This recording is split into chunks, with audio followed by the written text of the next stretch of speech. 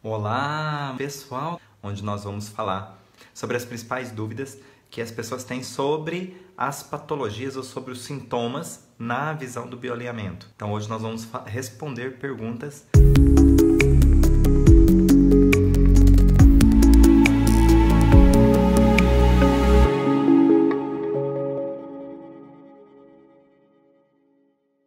Mais direcionadas. De início, já me foi perguntado aqui se o bioalinhamento trata ou cuida ou intervém sobre depressão. Bom, a depressão ela é um distúrbio que coloca a pessoa numa condição que certamente não é muito agradável para a pessoa.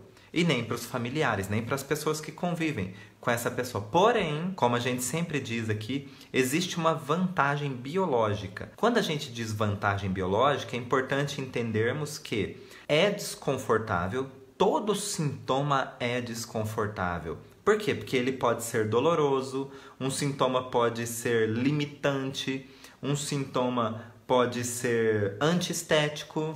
Um sintoma, normalmente é algo que não é bem-vindo. Mas quando a gente diz que tem uma vantagem por trás, é importante lembrar, apesar de ter todas essas características nada agradáveis, o nosso organismo entende que é melhor expressar esse conflito através de um sintoma do que deixá-lo de uma outra forma de reação. Vamos explicar melhor? Quando eu falo que existe uma vantagem biológica por trás. Biológica por quê? Porque não é consciente. Não é nós quem interpretamos isso. É a nossa percepção quem está comandando a nossa biologia. Qual é a vantagem biológica? Uma pessoa que está em depressão, ela se torna mais reclusa. Uma pessoa que está em depressão, ela não sente vontade, ela não tem motivações. Ela não sente vontade nem de fazer uma escolha. O que você quer comer hoje? Pizza ou macarronada? E a pessoa fala, tanto faz. O que você quer fazer hoje? Ficar em casa ou sair? Tanto faz. O que você quer vestir hoje? Essa roupa vermelha ou amarela? Tanto faz. Então percebe que existe uma limitação nas ações da pessoa. Por que que existe uma expressão que nós falamos que é uma vantagem biológica? Porque essa reclusão faz parte de uma estratégia do organismo. Uma estratégia, inclusive, que é considerada como sobrevivência. Quando eu tenho situações que são extremamente pesadas para eu conseguir lidar com elas, o meu organismo me deixa dentro de um comportamento mais recluso para que eu ganhe tempo e possa, em outro momento, estabelecer atitudes que eu consiga realizar, que sejam no momento mais adequado, que eu esteja mais empoderado. Então, olha só, é uma estratégia que o meu organismo encontrou para continuar. Quando ele não consegue ir adiante, ele recua. Essa é a estratégia. E quando a gente diz vantagem biológica, é exatamente isso. Vantagem biológica. Não entendam assim a grosso modo como é vantajoso estar doente. Isso fica meio perdido, isso não soa bem. Não é que é vantajoso estar doente, não é vantajoso ter um sintoma. Tem uma vantagem biológica por trás. Vantagem biológica é diferente de tirar vantagem de algo, entende? Tirar vantagem de algo geralmente é consciente.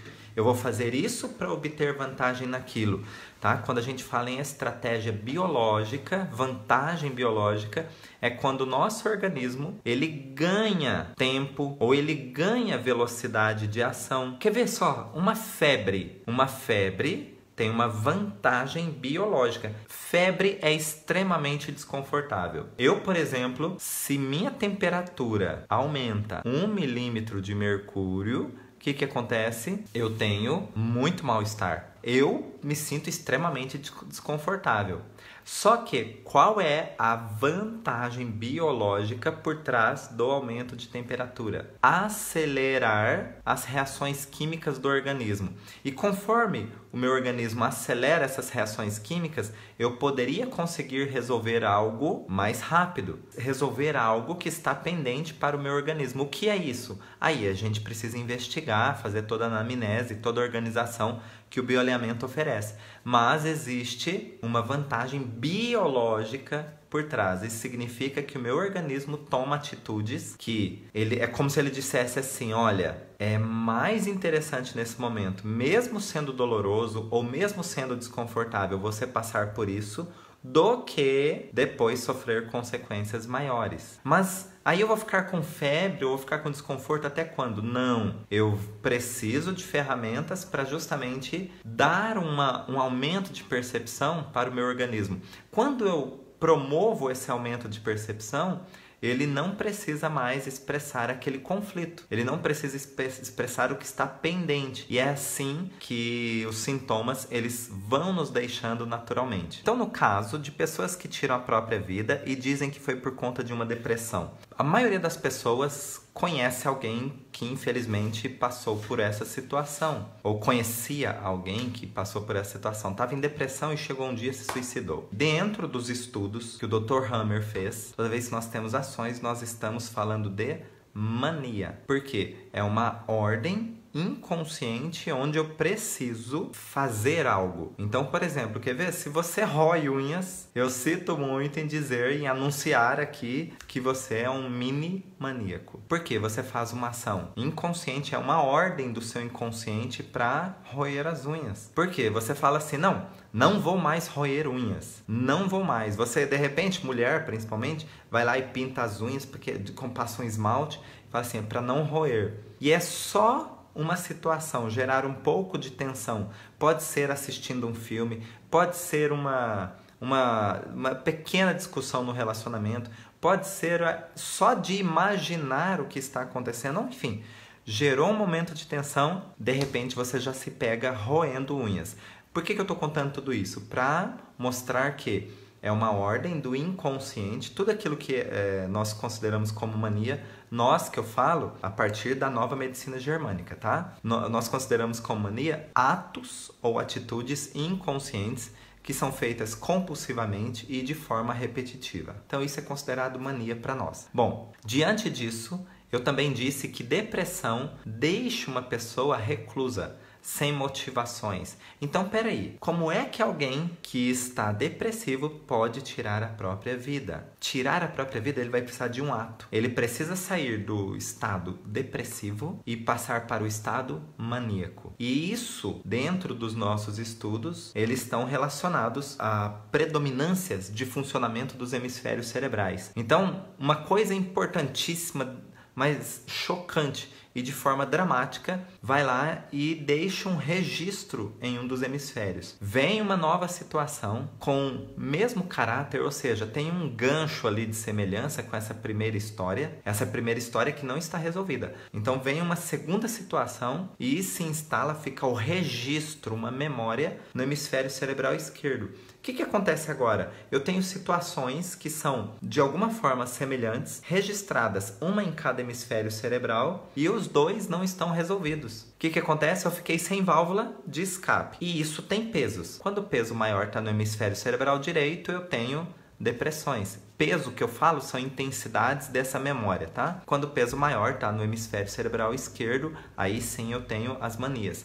Mas e se eu tiver um terceiro ponto, um terceiro registro? A intensidade desse ponto, ou ativação e desativação desse ponto, faz eu tornar mais intenso os conflitos ou do hemisfério direito ou do hemisfério esquerdo. Então, ele participando desse gancho, ele torna mais pesado um dos lados. Ele não participando, ele torna mais pesado o outro. Então, eu tenho ali um maníaco depressivo. É a pessoa que fica reclusa e, de repente, ela sai para ação contra si ou contra os outros. É a pessoa, entre aspas, é a pessoa que surta. Então, infelizmente, entendendo aqui essas histórias, que eu falo infelizmente de verdade, porque são muito frequentes a gente saber disso, dessas histórias, quando uma pessoa está depressiva e parte para uma ação contra si, por exemplo, para tirar a própria vida, ela estava depressiva e foi motivada ali pela intensidade do lado maníaco. E aí, com o bioalinhamento, a gente busca a origem de cada memória dessa para atuar sobre o fator causal, ou seja, antes de iniciar toda essa construção, aumentar a percepção e a partir disso não ter esses pesos ou intensidades nos hemisférios cerebrais. Então vamos lá. Qual a vantagem de uma hérnia no abdômen? Então, nós temos no nosso organismo um tecido chamado fáscia. A fáscia, na verdade, é o maior órgão do corpo humano, né? Ela recobre todas as cavidades, todos os músculos, e ela é um tecido ininterrupto. Bom, então ela é um tecido de proteção. Ela é um tecido que reveste, mas é de proteção. É como se fosse uma blindagem. Sabe aquela película que coloca em volta da mala? É para proteger, não é? Então é uma película fina que serve para proteger a sua mala. Então é mais ou menos isso. É uma película que nós temos que recobre todos os órgãos, músculos e cavidades do nosso corpo de forma ininterrupta, e então nós temos ela como função de proteção. Beleza. Quando é que se desenvolve uma hérnia? Quando eu senti um atentado à minha integridade. Como assim? Se ela é um tecido de proteção, eu tenho uma função de manter a integridade. Mas quando ela não consegue fazer isso, é como se ela estivesse aqui, ó, fizesse isso. Então ela fica, é como se laceasse, né, aquela região. Então naquela região que há a hérnia, eu tenho ali a indicação de que eu tive um atentado à minha integridade. Pode ser atentado à integridade física, atentado à sua integridade moral, atentado à sua integridade religiosa, atentado à sua integridade em qualquer aspecto. Mas o importante é que naquele local é que você sentiu. É como se fosse um golpe baixo. Sabe quando você fala assim, nossa, fizeram um golpe baixo comigo? Golpe baixo é a altura do abdômen. E é ali que a pessoa sentiu, como se fosse um soco no estômago, ou um soco baixo. Algo que é fora das normas, fora das regras. Né? No boxe que tem isso, não pode dar golpe abaixo da cintura. É como se eu tivesse sofrido um atentado ali. Qual é a vantagem biológica? Tornar mais elástico, vamos dizer assim, porque ele lesionou por estar muito rígido. Então, quando eu tenho mais frouxidão, é tornar mais elástico, justamente para que sofra adaptações se caso eu sofrer um novo golpe. Aí o que acontece? Isso no início. Só que com o passar do tempo se torna uma região mais rígida ali. Tanto que é uma hérnia geralmente palpável. O que acontece? Onde ele se distendeu, agora muda a vantagem biológica, tá? Num segundo momento. E agora ele começa a ficar mais rígido, menos elástico, na tentativa de tornar mais protegido, tornar mais íntegro a região, como um tecido muito mais grosso, muito mais forte. E aí por isso que você consegue, ou o médico consegue fazer uma palpação no abdômen e tocar a região desta hérnia. É possível palpar, né, sem muito esforço, palpar essa hérnia, somente porque se tornou um tecido mais denso, mais entumecido do que antes, para garantir justamente a proteção. Quando a hérnia se instalou definitivamente, qual a vantagem biológica? Tornar aquela região mais forte, como se fosse uma blindagem ali, e não permitir um novo ataque, caso ele aconteça. Qual a vantagem biológica da cólica menstrual? Então, olha só, cólica menstrual. Apesar de, acredito eu, 95% das mulheres terem cólica menstrual, isso nunca será normal. Pode ser comum, nunca normal, tá? Qual a vantagem biológica? É uma contração da musculatura lisa, né? Que é uma contração involuntária do útero, né? Lá no endométrio. O que acontece? Ele quer eliminar rapidamente a descamação do endométrio. Ele quer jogar fora, limpar o útero de forma rápida, tá? É como se o útero dissesse assim, puxa, não engravidei, tá? Isso não é sempre assim, tá? Não vamos generalizar.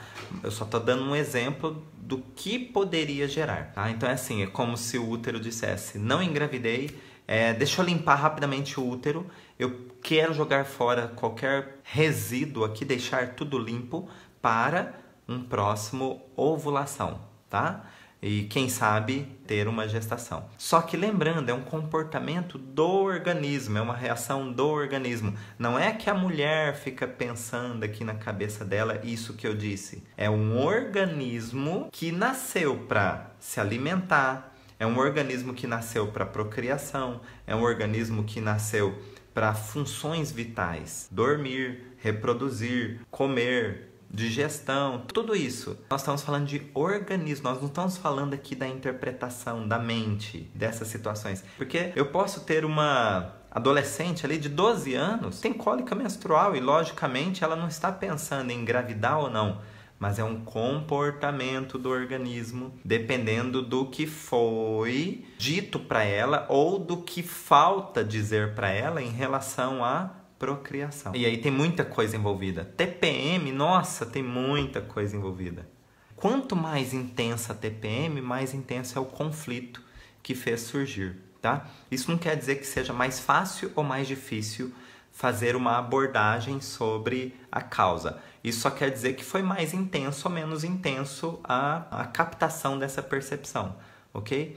Então a vantagem biológica da cólica menstrual é o organismo querer eliminar rapidamente algo que não foi utilizado naquele ciclo ovulatório. Vamos pensar, por exemplo, que toda cólica o organismo quer expulsar algo rapidamente. Quer ver só, uma cólica intestinal, quando é que acontece? Nós comemos algo que não caiu bem, o organismo quer eliminar rapidamente. Por isso tem uma cólica intestinal. É uma contração tão forte da musculatura lisa para garantir um forte movimento peristáltico. Qual a vantagem de ter um forte movimento peristáltico? Eliminar mais rapidamente um micro-organismo, por exemplo, ou uma comida que não estava bem armazenada. Enfim, tá vendo o que é vantagem biológica? Uma vantagem biológica é fazer o que é preciso, mesmo que doa, doa quem doer, vamos dizer assim. O organismo não quer saber sobre o que é passageiro. O organismo quer saber o que é definitivo. Passageiro, dor é passageira, o organismo interpreta assim. O que é definitivo? O resultado. Eu joguei o micro-organismo fora, eu expulsei. Por isso que você tem uma cólica intestinal. Qual a vantagem de ter uma cólica intestinal? Jogar fora aquilo que você comeu e não presta. De alguma maneira não presta. Tá vendo? É doloroso? É lógico que é doloroso uma cólica intestinal. Ele é desconfortável? Nossa, não é só desconfortável, é constrangedor. É constrangedor. E qual é a vantagem biológica? Jogar fora aquilo que não presta, de maneira rápida e eficaz. O nosso organismo, ele faz o que é preciso, não o que é bonitinho, não o que é confortável. Ou você gostaria que não tivesse essa vantagem biológica, você ficasse com esse micro-organismo crescendo dentro do teu corpo e uma hora seria tarde demais, tá? Porque ele vai ganhando dimensões, né? Ou você acredita, eliminando o sintoma, as coisas estão resolvidas. É assim que fazem muitos analgésicos, né? Eu tenho uma enxaqueca, eu vou lá, tomo um medicamento e pronto. É só eu carregar lá na minha bolsa ou no meu bolso e ao primeiro sinal que vai começar a enxaqueca, eu tomo o comprimido. 20 minutinhos depois, tô ótimo. Só que eu vou precisar ter sempre ele do meu alcance. Então, não é que seja proibido ou que seja ruim tomar o medicamento. Ele é um ganho de tempo, é isso que precisa ficar claro.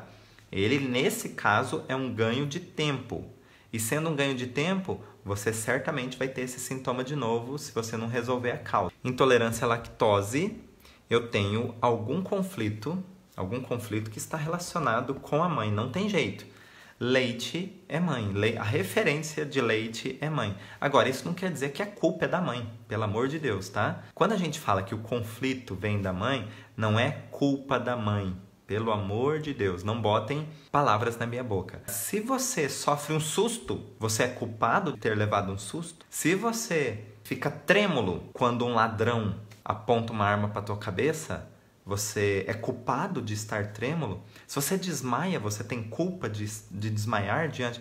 O que eu quero dizer é que quando se tem o registro de uma situação impactante, inesperada e com contexto dramático, não há culpa. Existe apenas um organismo que quer viver e que não está conseguindo lidar com alguma situação. Por quê? Porque essa situação tem um contexto impactante, inesperado e cenário dramático. De alguma forma, isso ativou uma estratégia de sobrevivência do seu organismo, com mais intensidade ou com menos intensidade. E é isso que nós chamamos de registro biológico, que vai gerar um comportamento biológico com uma vantagem, tá? Por quê? Se você já foi assaltado alguma vez, provavelmente, isso não é para todas as pessoas, mas é bem provável que você tem muito mais cuidado ao passar naquela calçada novamente. Ou você passe por aquela calçada e seu coração dispare, mesmo que seja um domingo deserto. Você passe por aquela região e seu coração dispare. Entendem como que se cria um registro? Nosso organismo, ele quer viver a qualquer custo. E qualquer situação que de alguma forma, de grande intensidade ou de pequena intensidade, mas de alguma forma, desperte uma ameaça a essa vitalidade, ele vai criar um registro já. A mãe geralmente sofreu uma situação impactante, inesperada, que pode ter ocorrido principalmente durante a gestação, tá? E isso foi transferido, foi dividido ou compartilhado para o bebê. E aí o bebê, ele nasce e a conexão forte que ele tem é com a mãe através da amamentação. E quando ele começa a ter intolerância à lactose, é porque alguma coisa fez gancho na história que a mãe vivenciou, de maneira impactante, inesperada e dramática. Então, como eu disse, não é culpa, pelo amor de Deus. É apenas um registro que ficou gravado. Às vezes essa mãe nem se lembra, mas registro é registro, como se fosse um carimbo lá no cérebro. E aí a história que a criança viveu em algum momento da vida dela, pode ser lá com meses de idade, faz gancho, ou seja, tem alguma pequena semelhança, pelo menos, com a história que a mãe vivenciou. Aí começa a intolerância à lactose. Quer ver uma história? Só para ilustrar a intolerância à lactose, vou contar outra história. Você está lá no almoço de domingo e você sempre comeu manga. Manga nunca te fez mal. Aliás, é uma das suas frutas favoritas. E aí você está no almoço de domingo, tem uma salada de rúcula com manga. E você está ali comendo rúcula com manga, saboreando aquela manga, e há uma discussão na mesa. Uma discussão de família, ou seja, uma situação impactante, inesperada. Por quê? Porque é uma família que se uniu para ter um almoço em conjunto e, na verdade, virou uma discussão. E com um cenário dramático. Por quê? Porque é uma discussão. E a coisa inflamou e as pessoas ficaram de mal e bate porta, aquela coisa que nunca aconteceu. O que acontece, então, aqui nesse momento do registro? Como é uma situação impactante e inesperada, a nossa percepção, ela capta exatamente tudo que está acontecendo ao redor. Inclusive, por exemplo, você lá comendo a manga. E aí o seu organismo registrou o quê? Comi manga e passei por uma situação extremamente desagradável. É como se você estivesse mastigando a manga. Sabe aquele nozinho que dá aqui na garganta por você estar presenciando uma cena chocante na tua frente? É como se a manga não descesse. Só que não é a manga, é a discussão. Só que a sua percepção está captando tudo. Você não come manga todo dia. Então, por isso que o seu organismo registrou a manga como um dos fatores pertencentes ao drama em si, ao registro do drama. E o arroz? Arroz, como tem todo dia, ele não considera participante.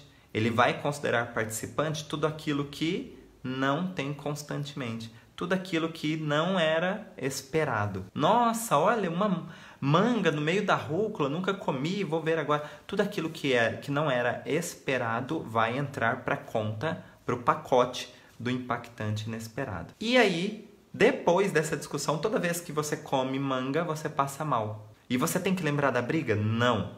É que o seu organismo associa que aquilo estava diferente. Manga estava diferente no domingo. Briga também estava diferente no domingo. E quando ele liga uma situação com outra, você passa mal. O jogar fora, o ter vômito, é justamente querer jogar fora a situação, não é a manga. É a situação. E aí, é por isso que eu contei isso tudo para fazer link com a explicação da intolerância à lactose. Quando eu tenho uma alergia, ou eu tenho ulcerações, ou eu tenho vômito, ou seja, qualquer tipo de reação relacionada à intolerância à lactose, aí eu tenho alguma história que faz gancho com a história da minha mãe. Lembrando que nada de culpa, tá, pessoal? Culpa é um sentimento inventado pelo ser humano, autodestrutivo, tá? A culpa, ela não é biológica, não é um sentimento biológico, porque os animais não sentem culpa. Os animais, eles têm outras expressões. Eu fico avaliando mentalmente racionalizando tudo aquilo. E se eu tivesse feito, e se eu não tivesse feito? E eu fico justificando para mim mesmo por que que eu fiz, por que que eu não fiz, e acabo apontando o dedo para mim que eu fui errado na situação. É um sentimento criado pelo nosso cérebro racional, portanto, não é um tipo de sentimento que faz parte do reino animal. Qual a vantagem biológica das câimbras noturnas? Olha só, toda vez que eu durmo, o meu organismo deveria relaxar. Só que se eu tenho situações mal resolvidas ou não resolvidas, o nosso cérebro inconsciente ele fica processando, tentando resolver aquele assunto.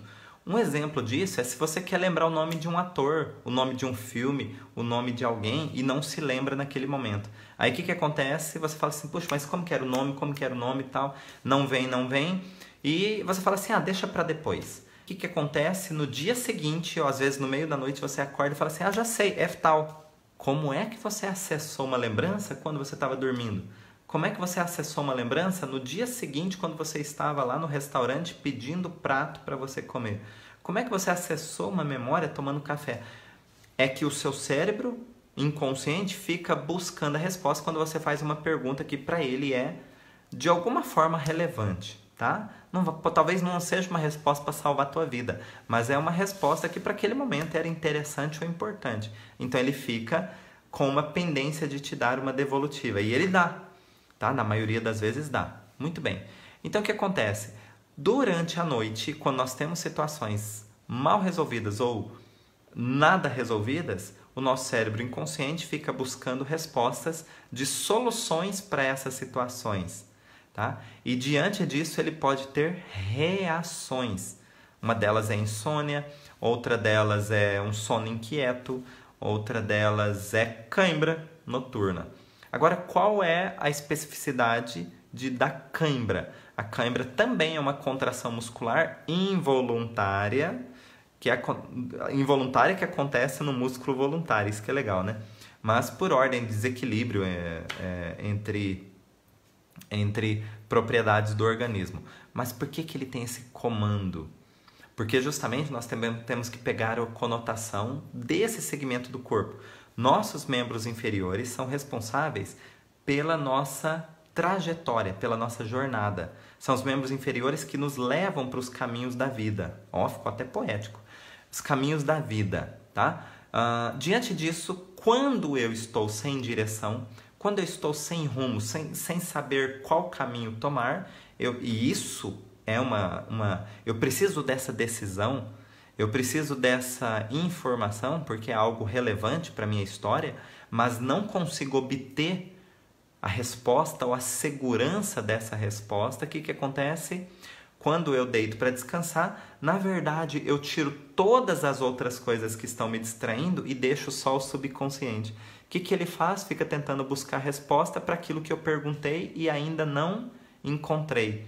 E quando ele começa a querer acessar, o que acontece? O seu organismo físico reage junto. Por quê? Porque o assunto tem a ver com caminhada, jornada, seu caminho para a sua história. E aí tem uma contração muscular desse segmento do corpo. Só que aí você acorda. Você acorda e fala, puxa, tô com muita cãibra e tal, e dá atenção para a cãibra e não para a história que você estava começando a ter acesso. É como se, imagine só, um músculo contraído é um músculo mais forte, é um músculo que resiste mais. Qual a vantagem em ter cãibra? É um músculo mais potente, um músculo mais retesado, um músculo que demonstra mais vigor. Então ele mantendo a cãibra te dá a possibilidade de sentir-se mais potente, mais vigoroso. Só que a gente fala assim, quero acabar com essa cãibra, pelo amor de Deus, e tal, não aguento mais. Isso é o nosso cérebro racional interpretando e dizendo. As nossas memórias inconscientes estão dizendo assim, deixa eu contrair fortemente, que são os membros inferiores, para que ele possa definir com maior potência o caminho da sua história. Mais ou menos isso, tá? Eu digo mais ou menos porque tem nuances para cada paciente, porque aqui a grosso modo seria mais ou menos isso, e cada paciente tem a sua história, aí a gente encaixa faz o link, na verdade, da história do paciente com esse contexto.